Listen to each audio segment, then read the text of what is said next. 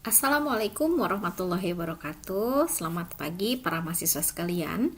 Kali ini kita akan memasuki materi berikutnya ya, yaitu cara menentukan ukuran sampel menggunakan rumus.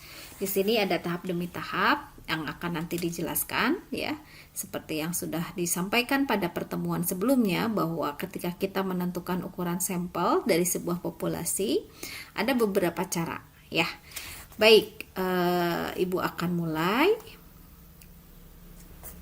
Yang pertama, kenapa kita harus tahu dulu kenapa ukuran sampel itu penting ya. Jadi ukuran sampel itu penting untuk memperoleh sampel yang representatif ya. Oke, izin. Ukuran sampel yang representatif, ukuran sampel yang terlalu kecil menghasilkan data yang tidak akurat, sedangkan ukuran yang terlalu besar membuang sumber daya. Pada bagian ini kita akan menggunakan dua cara, yaitu dengan rumus dan tanpa rumus ya.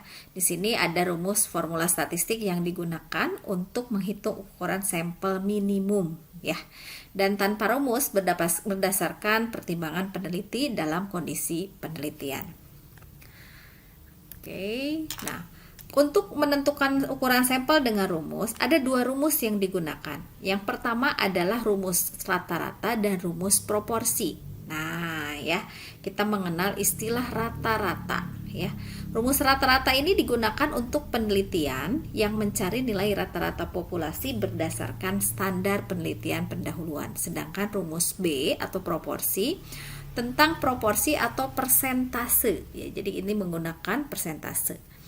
Ini adalah rumus yang digunakan ya. Kita akan mulai membaca dari huruf N ya, lebih dari ya, ini adalah rumus sigma ya, dikalikan Z setengah alfa kuadrat dibagi dengan B. Nah, rumus ini digunakan ketika peneliti ingin mengestimasi rata-rata populasi dengan tingkat ketelitian tertentu. Deviasi standar atau sigma diperoleh dari data penelitian pendahuluan. Kita akan lihat di sini ya, tadi rumus A ya. Nah, ini rumus B. Rumus B hampir sama dengan rumus A, hanya saja perbedaannya adalah tadi 0,5, di sini 0,25 ya untuk proporsi itu. Dimana kita akan lihat keterangannya bahwa N itu adalah ukuran sampel.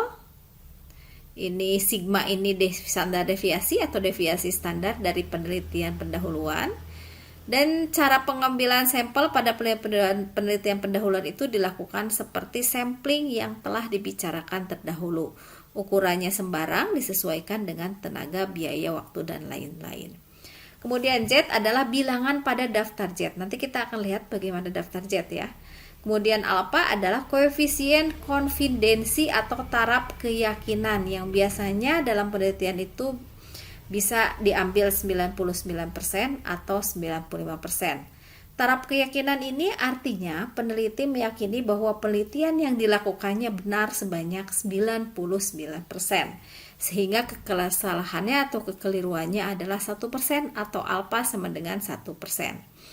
Di sini ada huruf B ya, di rumus sebelumnya juga huruf B. Ini adalah beda atau selisih maksimum dari hasil perhitungan dan biasanya ditentukan oleh peneliti. Besarnya sebesar 1% sampai 10% dari rata-rata.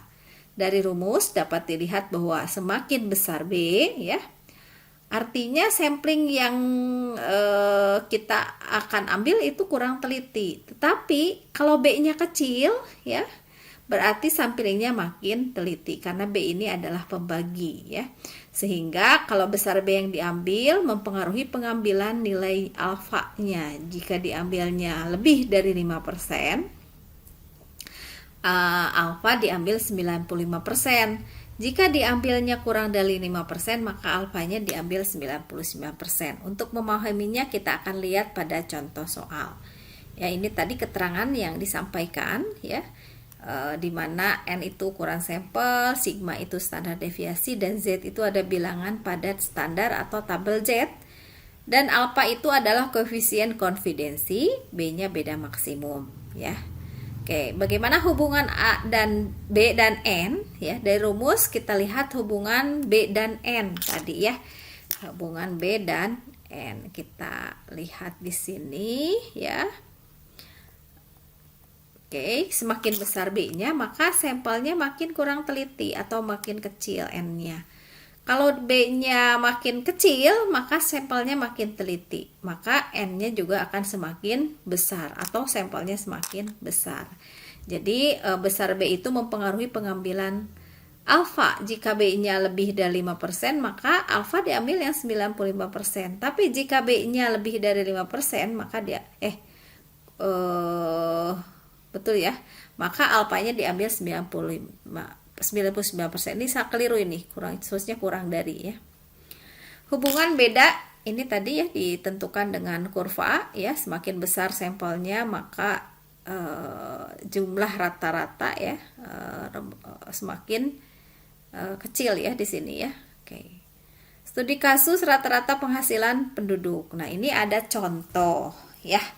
Contoh dari rumus studi kasus rata-rata penghasilan penduduk ya. Misal kita ingin mencari rata-rata penghasilan penduduk pada suatu kecamatan. Dari penelitian pendahuluan dengan ukuran sampel 100 diperoleh data berikut. Ternyata dari penelitian sebelumnya ya, kalau misalkan kita menganalogikan, kita akan meneliti 2026.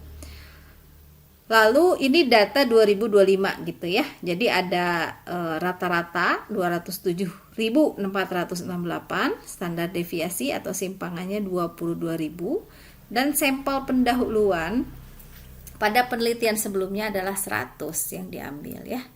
Nah, cara menghitungnya ya, kita tahu bahwa alfanya 0,99 dan B-nya 4,149 ya. 36. 2% dari rata-rata. Ternyata sampel yang diambil itu adalah 2% dari rata-rata ya. Jadi ini 2% dari 207 ya. Kalian boleh hitung bahwa 2% dari 207, artinya kita menghitungnya caranya ya. 27.468 ya. Terus dulu sama Ibu. Nah, ini dari mana? 0,9. Ini alfa yang diambil ya.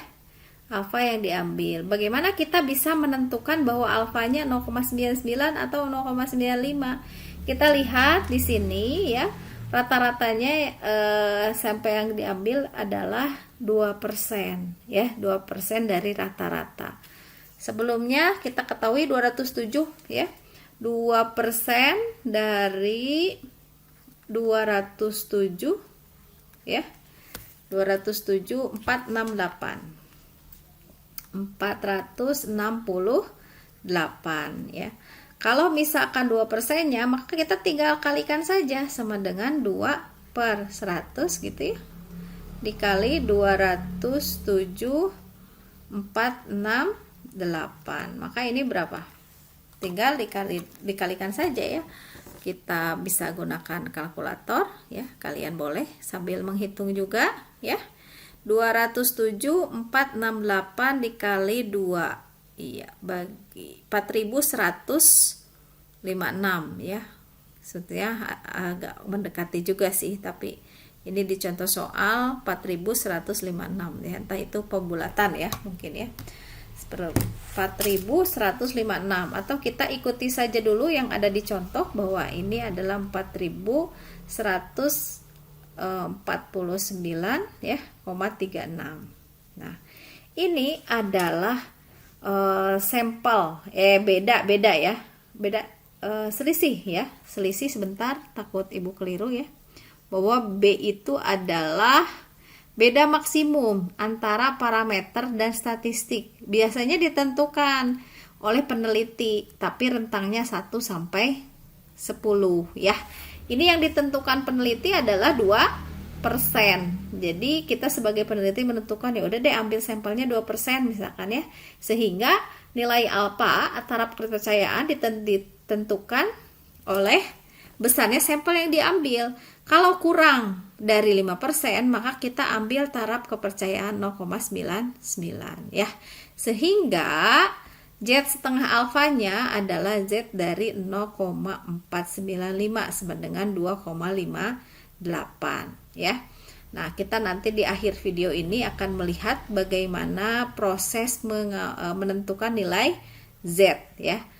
N-nya adalah, ini berdasarkan rumus ya, 22.647. Ini apa ini yang 22.000?